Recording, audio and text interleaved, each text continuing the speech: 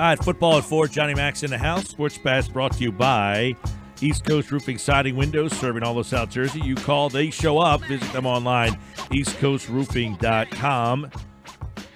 We're taking you till 6. And I know that the football this weekend, you got Andy Reid looking to finally get over the hump against Mike Vrabel, which is an interesting, old school, new school. Then you got Kyle Shanahan against Matt LaFleur, a couple new school guys on the other side. So Andy Reid is like the old school guy at the party. Yeah, he's the old dude. What's Grandpa doing here? Yeah, and of those 4 guys, John McMullen, Andy Reid clearly the best, right? Right? Yeah, no question. Not close. A lot of people respect Kyle Shanahan as an offensive play caller. And really, if you ask people around the league who the best schemer is, they're probably going to say Kyle, although I would argue still that's Andy Reid as well. But, his resume is it's one of the best ever. And if he gets a Super Bowl, he's going to go down as one of the best coaches in history. Yeah. And that's the only black mark on his resume. I was going to say. That's it. If he kind of stays the course and wins this Super Bowl, will that change any negative perceptions of him? Because there's still people out there that, even if you watch the first half of that game the other day, that still feel that Andy does things that you're like, how have you coached this long and still make some of the mistakes you make? Yeah, I think it changes the narrative with people outside the industry, fans and things like that. Inside the industry, he's beyond reproach. Everybody understands who he is, what he is. And I ultimately believe he's a Hall of Fame coach if he retired tomorrow. But obviously to get that Super Bowl would put him over the hump to the general public as well. And they can't throw that at him. But just the consistency, year after year after year, both here and in Kansas City, that's what you're looking for out of a coaching staff. We talk about it all the time. To win a Super Bowl, so many stars have to align. You saw it here in Philadelphia a couple of years ago. So many things have to go your way. It's really difficult to do. And obviously, that's why Bill Belichick is far and above anyone, because he's been able to do it so many times. But what you're looking for is consistency, to be in the position that everything falls right for you. And that's been Andy for years and years and years. And he's there again. It's pretty amazing. John, I'm not saying you would think this way or I think this way, but they're favored to win this game. Is this going to be a potential negative for him nationally or perception-wise if they blow it late and he doesn't have a timeout to use or whatever the case may be? The Chiefs find a way to lose this game. Oh, yeah, it's going to be awful. Yeah. They find they should kill this team. There's no you saw that offense. You saw what they're capable of doing, even when everything went wrong early in that game, being down 24-0. If you're down 24-0 in the NFL, typically the game's over. That's it. You're making reservations for the golf course, vacation, and they won by 20 plus points. That offense, it just never stops, and it's so explosive, and they can beat you so many ways. I got a ton of respect for what Mike Vrabel has done with Tennessee, but on paper, they got no shot. We thought that about Baltimore too, though, right? We did. Yeah, we did, and they were able to do it. But I did say, if you rewind it, everybody can go on demand on a YouTube channel. I said they have a puncher's chance if Derrick Henry has another one of those games, 160-plus yards. You get it? And that's what they need. They have to shorten the game. They need another 180-yard performance from Henry. And I have to hope they're in it in the fourth quarter and the ball kind of falls their way. But that's a lot of hoping. And to do it week after week, to do it again, to beat another team that is better than you. And nothing against Lamar Jackson, because he's going to be the MVP of this league. But he's also still a very young quarterback who I think people forget.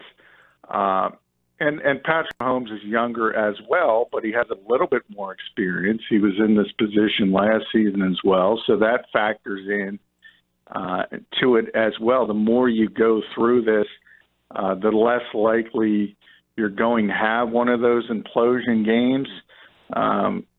So that kind of tilts in Kansas City's favor as well.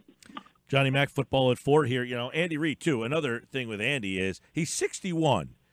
Do you feel that Andy's got a lot more runs left in him? Because for all those years he had McNabb, and now he's got not only the prime years, the early prime years of Patrick Mahomes. Is he a guy that wins one with Mahomes maybe and then kind of walks away? Or do you think Andy sticks around, and we're going to be talking about Andy coaching the Kansas City Chiefs for Patrick Mahomes' career here? Yeah, I mean, I've seen no evidence that he wants to step away, and I think when you start thinking about what could happen and if Patrick Mahomes stays healthy, you start talking about minimum 10 wins a season, and if you do 5, and if you have a good season, you're up at 12 or 13. He's already, I think, number 6 all time. You talk about another 5 years of, say, 12 wins a year, and think about where he's going to be in the history books. I don't think he's going to walk away. And the only thing that changes that is health reasons and something of that nature, which is always possible. Happens to everybody. But I mean, I wouldn't walk away from Patrick Mahomes at this age. Would you? No, that's why I find it to be so interesting is that he's 61. And, I mean, he's not an old guy, but he's been doing it for, I mean, Andy's been coaching from 99.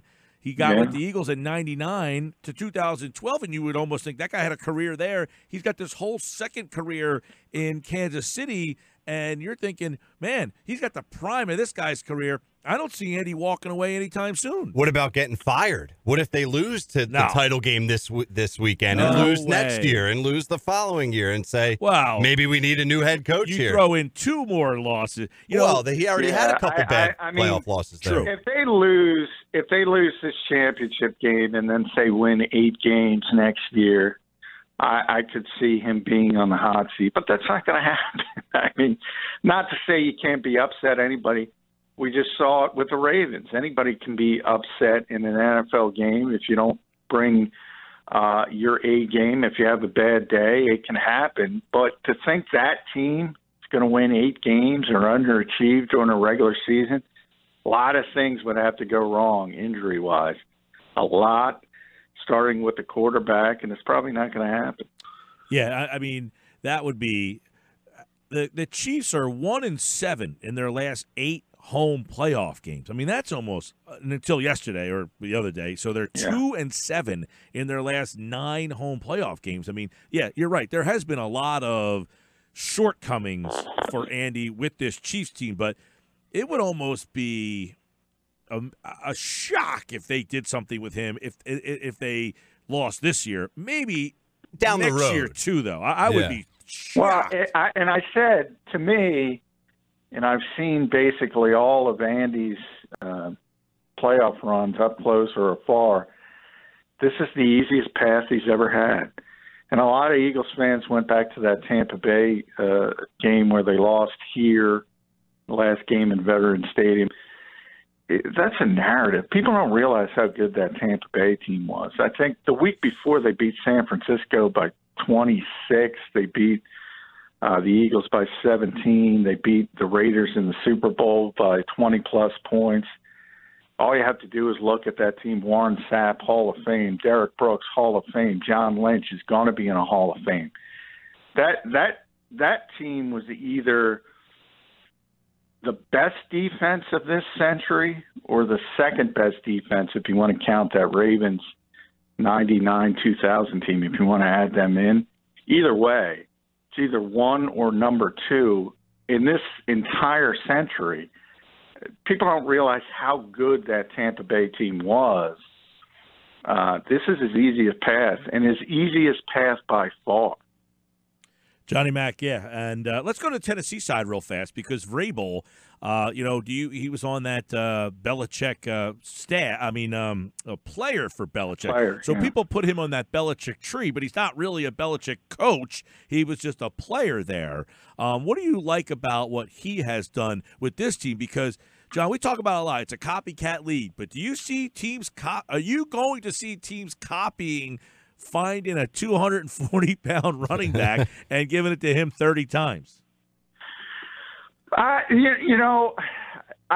think the NFL has sort of shifted, and they've looked almost like we talk about other sports all the time. Talk about it with the Sixers all the time. The regular season doesn't matter that much, especially when you're a team that's going to get in the playoffs. Now, it's not that bad in the NFL, but you can see the devaluation of the position during the regular season. Then all of a sudden the postseason comes and everybody's like, they want to run the football. Part of it is weather. Part of it, especially if you're in the Northeast, although the weather wasn't really that bad. And then part of it is, I think you saw San Francisco versus Minnesota when you have that bye. The other tired coming off a game, maybe you can take advantage and wear them down. That kind of happened in the second half of that game. So there's a lot of things that factor into it. But certainly the NFL values running backs more in the postseason than they do in the regular season. So I don't know if you're going to see teams copying it, but it's nice if you can get to that position and then turn to the 250-pound back. I don't know how you copy that. And the second part is the margin of error for teams like that is really small. Like, you can't get behind by 2 scores. You can't. If say there's a block punt in that game, but it's Kansas City in the block. If they go down, say they defer, they score at 7-0, they block a punt, it's 14. Game's over. Game is over. If you're a Tennessee Titans-style team. So the margin of error is really small. I don't advocate copying that style. But what I do give Mike Vrabel credit for is acknowledging the strengths of his team and weaknesses and playing the strengths of his team. That's what good coaching is. You don't pound the square peg into the round hole. And he's done a good job. And you've seen it. Ryan Tannehill, his completions, his yardage, you saw it with Jimmy Garoppolo, same thing. He was struggling through that interception. I think the next 16 of 17 plays they ran were runs. If you don't have a quarterback who can do those types of things, you got to run the football. John, Tannehill and Henry, I just want your thoughts on this real quick, are both free agents. Free agents. Woo, baby. What type of that's contract? A tough spot to be in. Yeah. I mean, is Tannehill staying in Tennessee? Does Tennessee want him to stay, I should ask? And what type of contract is Henry going to be looking at? Yeah, well, Henry's going to be really interesting because he's having a historic run. I mean, nobody else has done it. But I just talked about regular season versus postseason. He's not involved in the passing game. So if you look at it long term and you try to ascertain his value, I don't know if it's as big as people think it is, to be honest, at least how the NFL thinks about these things. Then you add in the fact that the window of that position is so small. We all know the running backs, they haven't been getting big money, and there's reason for that. And I don't think he's the guy who's breaking through that wall. I think he's going to get more money than he would have gotten without this run. But I don't think it's going to be the splash if people think that happens. And on the other hand, they're in a bad spot with Ryan Tannehill because he's not great, but they're not going to be able to do better. So you can't let him walk. You got to sign him. And what happens with all of those good but not great quarterbacks, they make a boatload of money, and that's because of the position, the exact opposite of the running back position. That's because of the value of that position. So he's going to get a ton of money. Well, I think the most interesting guy of the offseason is Henry. Is like, all right, does somebody decide, look, we're going to change the style of our team and build around this guy? You know, I don't know what if Can't do it. Right, exactly. But like, so does Henry just like? Does he sit out and say, all right, well, you're not paying me what I'm worth, I'm not going to play? I mean, I find his situation, based on what he's done over like an 8-game period, to be one of the trickiest. He's going to get a lot of money. I mean, he's not going to sit out. It's still compared to, going home and, I don't know, pick a profession. He's going to make a ton of money. But I do think for what you just understand that position. And then you take into account Todd Gurley, who got the highest paid contract of any running back in history, and he broke down essentially immediately. And that plays into it as well. It's just a difficult position to make to get those giant contracts, and they don't exist. Ezekiel Elliott got his, Saquon Barkley down the road. Because when you draft somebody in the top 5, those guys will make significant money. But it's always going to be way behind everybody, way behind quarterback. But even edge rusher, corner, other positions are just more valued. Yeah, no doubt. That's why I find it interesting, is because that position is so undervalued in terms of no one wants to spend money. We'll draft a guy in the 3rd or 4th round. We'll use him for 2 or 3 years. We'll run him into the ground. We'll get the next guy. And Henry is doing something that we haven't really seen, is basically leading a team to almost a Super Bowl run, with the run being the priority. The entire team. Yeah, they don't even throw the ball. But again, they better get the lead in Kansas City. Could you imagine? I mean, if they don't get the lead in that game, so that's one of those things that even comes down to the coin toss. You win the coin toss, you take the football, you don't defer. You hope you run the football down the field. You hope it's an 8-minute drive. You hope you shorten the game. You hope you take the 7-0 lead, and then you move on from there. If they get behind by 2 scores, it's checkmate when you build your team like that. That's the issue. Teddy Hill is the number 1 rated passer in the league, by the way. Yeah, he's 3 for 3. Yes. But, again, the regular season is different. Yes. They threw the ball in the regular season, and he was throwing the ball well. They don't even throw it in the postseason. 14 times. It's a different brand of football. All right, speaking of throwing the ball, the Eagles need a wide receiver coach. They've blown through 5 in 5 years here. They're going through the gamut. But 2 interesting names apparently interested. This is per Paul Domowitch of the Inquirer, which you retweeted out about an hour ago, which is Hines Ward and Bobby Ingram. 2 high profile. Ward was. Can they play receiver? Yeah, right. So they'd probably be the best receivers as well. Yes, Ward. Certainly Hines. Player Ward, coach. Yeah, and Ward probably could have stepped in and played QB in that last game when McCown got hurt. But how do we feel about these names? Are these just guys who are like, are they on the Chad Johnson level who just throw their name into anything in the mix, or are these legit? Well, yeah, from Damo, I mean, they're going to be legit. The interesting thing from my standpoint is the high-profile nature of the names. That kind of tells me something. That kind of tells me the Eagles are trying to make a splash, more of a public relations splash than anything else, by getting some name value involved. And that's not necessarily a bad thing, but it's not necessarily a good thing either. Because just because you were good at the position at the pro level doesn't mean you're going to be a good coach.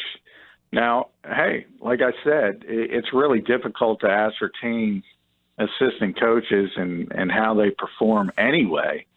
But it's a clear shift in philosophy. I mean, this is an organization that has basically promoted from within, and they're looking like they're going to shift away from that, and they want to make a splash. And I said it before, people hate this, but it's true. It's to placate the fan base, which is always complaining and always wanting big names and names they recognize. The fact that they've had 5 in 5 years, and now it's going to be 6 in 6 years. Reveal the value or lack thereof for that coaching position?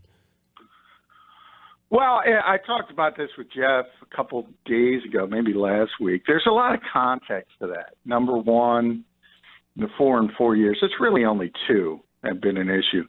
When Doug got here, Greg Lewis was the receivers coach. He wanted to keep him on. He didn't want to fire him. He got overruled. So that was more of a Roseman-Laurie decision. Then came Mike Rowe, who got promoted. So he certainly wasn't fired. He did a really good job. The Eagles won the Super Bowl. The receivers played well, and he got his promotion. And then because of the timing of winning the Super Bowl, and you're playing in the February, and think about now. Think about all the coaching moves. So when you're changing coaches after the Super Bowl, guys already have jobs. Everything's lined up at the Senior Bowl. So you don't have a big pool to pick from. And I got Gunnar Brewer from the college. That didn't work out. And then they promoted Carson Walsh, which obviously didn't work out. It's been good, that turnover, but it's not quite as bad as it must because Greg Lewis, he certainly liked it. So it's really only been post-Super Bowl, and part of that had to do early enough. John McMullen, of course, Football at 4 every day. We'll get ready for the championship round. We took a look at the AFC side. We'll dive into the NFC tomorrow. We'll look at the game a little deeper on Thursday and Friday. And obviously, after that, we'll be getting into draft season here shortly. Got East-West Shrine this weekend. And we might have saw the number 1 pick in the draft last night. Not might have. You did. He's going number 1. The only question is, a lot of people have already speculated. That's the type of situation Cincinnati that could derail the best prospect because the Bengals are known. I mean, that's what they're famous for. It's not an organization that spends money. And by that, I always say I'm not talking about the salary cap. Everybody has the same salary cap. But in other issues, when it comes to coaching staff, for instance, scouting staff, personnel, they don't spend money. They're a bad organization. The last thing you want to be as a quarterback is with a bad organization. So already people are advocating that Burrow forces a trade. I can't imagine the Bengals do that. But either way, he's going number 1 overall. All right, 60 touchdown passes. 6 last night. Yeah, those are like Arena Football League numbers, which, some people will say college football. Too soon. That's why the games, Josh was talking to me before, why are the games 70 hours long? They score 1,000 points. You stop the clock after every first down. Those games take forever, and it's turning into arena football. John McMullen, like all guests, appeared via the Boardwalk Honda Hotline. Football at 4, another good one. Thanks, pal. All right, thanks, guys.